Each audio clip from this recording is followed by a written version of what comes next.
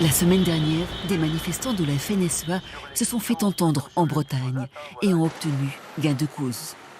Le gouvernement renonce à augmenter les taxes sur les produits phytosanitaires et les prélèvements d'eau, ce qui fait grincer des dents à la Confédération paysanne qui s'inquiète d'une baisse annoncée du budget alloué au MAEC, ces mesures agro-environnementales et climatiques destinées à encourager les pratiques agricoles vertueuses. Les mobilisations soutenues par le collectif MAEC commencent le 10 mars 2023 à la préfecture de Rennes, avec pour slogan « Pour un accès à toutes et à tous aux mesures agro-environnementales en Bretagne ». Le 4 octobre, le collectif MAEC a manifesté avec force devant les 4 préfectures départementales pour demander à l'État de mettre des moyens financiers supplémentaires pour financer tous les dossiers. Il manque alors environ 50 à 60 millions d'euros par rapport aux 80 millions prévus. En Bretagne, le collectif MAEC est composé de 5 structures agricoles alternatives et associations environnementales. Le réseau CIVAM accompagne les paysans et paysannes dans la transition agroécologique, le renouvellement des générations, l'alimentation de qualité et le développement local. La Confédération paysanne est un syndicat agricole généraliste qui a pour but de développer l'agriculture paysanne et de défendre ses travailleurs et travailleuses. La Fédération régionale des agrobiologistes de Bretagne est un réseau qui promeut le développement cohérent et durable de la filière biologique en agriculture. Race locale de Bretagne est une organisation qui fédère les actions de promotion, de maintien du patrimoine génétique et de valorisation des animaux d'élevage appartenant aux races bretonnes. Eau et rivières de Bretagne est une association qui défend la qualité de l'eau et la qualité des milieux aquatiques. Nos différentes structures se sont régulièrement mobilisées pour travailler ensemble. Les premières mesures agro-environnementales, MAEC, datent des années 90. Nous avons depuis œuvré à la réorientation de l'agriculture vers des pratiques économes en intrants, herbagères, bio et plus respectueuses de l'environnement. Nous nous sommes toujours engagés en faveur de la transition agroécologique et climatique, mobilisant le collectif pour peser sur les orientations et décisions de l'État et des collectivités.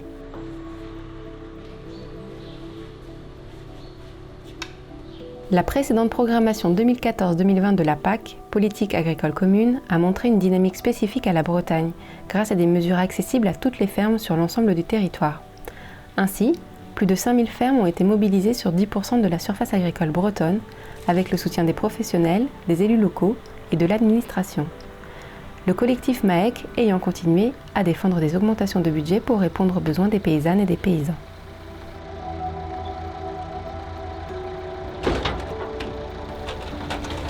La réforme de la PAC pour 2023-2027 a été une nouvelle étape pour demander une politique environnementale plus ambitieuse, notamment dans le cadre du second pilier. Depuis 2020, le collectif a multiplié les argumentaires auprès des institutions régionales, mais aussi nationales et européennes, pour valoriser la dynamique bretonne et rendre possible une amplification des MAEC.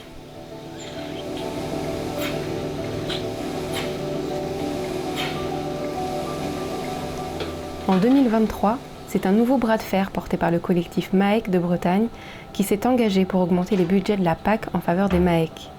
Animé par la Confédération paysanne de Bretagne et la Fédération régionale des CIVAM de Bretagne, le collectif a mené une longue bataille pour rendre accessibles les MAEC à toutes les fermes et abonder en conséquence les moyens financiers.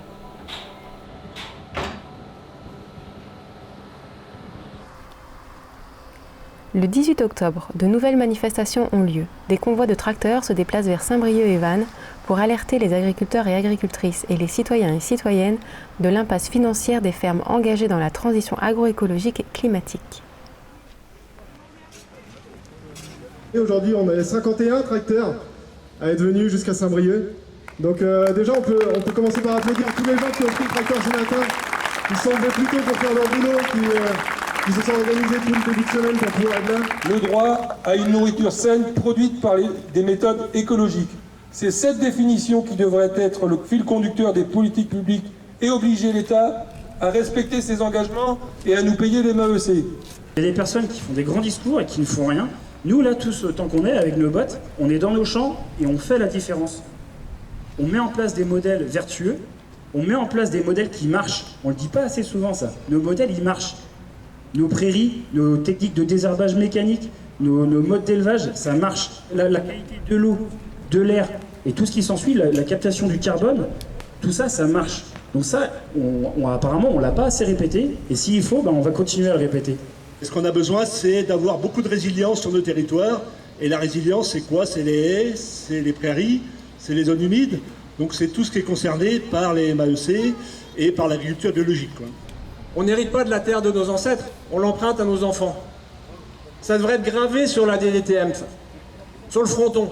Et ça changerait beaucoup de décisions aujourd'hui. Parce qu'on ne peut pas se contenter aujourd'hui sur le terrain de voir des actes militants qui sont d'arracher des haies et de mettre du glyphosate. Qu'est-ce qu'on laisse à nos enfants? Clairement. Aujourd'hui, il faut nommer les choses.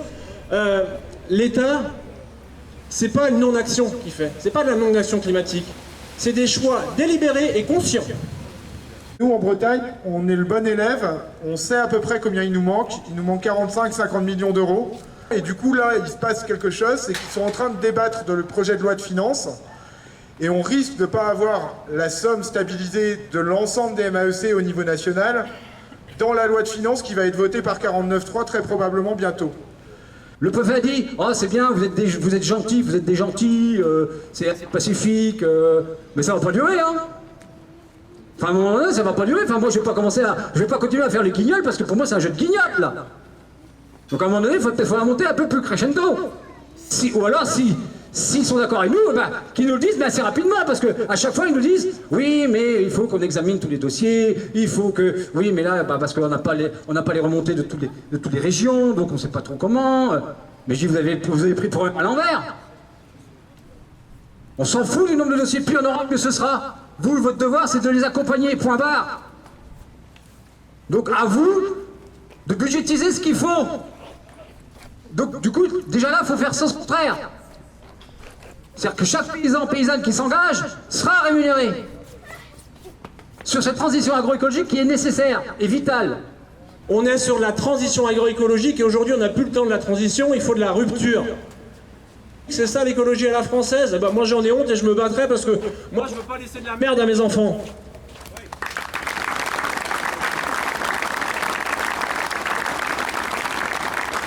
Continuons. Le prochain coup, il faudra monter crescendo, se faire entendre, je sais pas où, ni comment, mais il faut pas lâcher. On peut pas se permettre de lâcher. Si on lâche maintenant, c'est fini. C'est la mort de nos systèmes.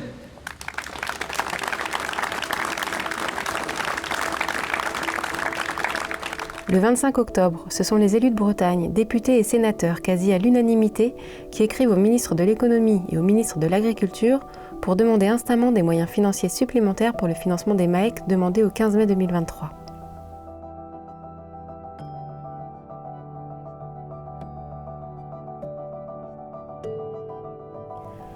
Le 14 novembre, le collectif MAEC de Bretagne a mobilisé les réseaux nationaux pour aller manifester à Paris, à proximité de l'Assemblée nationale et du ministère de l'Agriculture.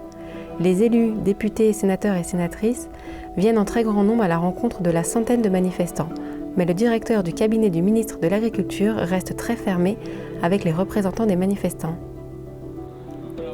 Le 12 décembre, le collectif MAEC décide d'occuper pacifiquement la DRAF afin d'alerter et d'obtenir des réponses.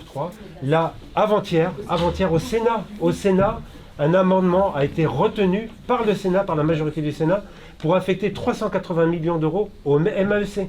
Ça veut dire que majoritairement, nos parlementaires sont d'accord pour soutenir l'agriculture que nous pratiquons. Combien de temps le gouvernement va nous lâcher dans une incertitude qui est absolument insupportable? Le préfet de région aurait ordonné une expulsion des gens comme nous pacifiques. On ne cassait rien, on n'a rien cassé. Nous, ce qu'on veut, on va continuer à vouloir rencontrer le ministre, à vouloir échanger avec lui, car c'est lui qui a le pouvoir de décision. Le revirement arrive le 19 décembre par l'annonce du ministre de l'Agriculture d'une rallonge nationale de 150 millions d'euros pour les MAEC. Le 25 janvier 2024, la DRAF de Bretagne a confirmé l'engagement de l'État de financer tous les dossiers déposés au 15 mai 2023 et éligibles. Les détails du financement ne sont pas encore connus, mais le collectif a pu savourer une victoire paysanne et environnementale en faveur d'une trajectoire agroécologique et biologique. Ça fait 22 ans que je milite pour ça. J'ai rarement donné autant de conviction. J'ai vraiment envie de transmettre de l'enthousiasme à la génération qui va nous suivre. Il y a une âme qui est en train de se recréer dans nos campagnes. Pour moi, le bon sens va gagner. C'est clair.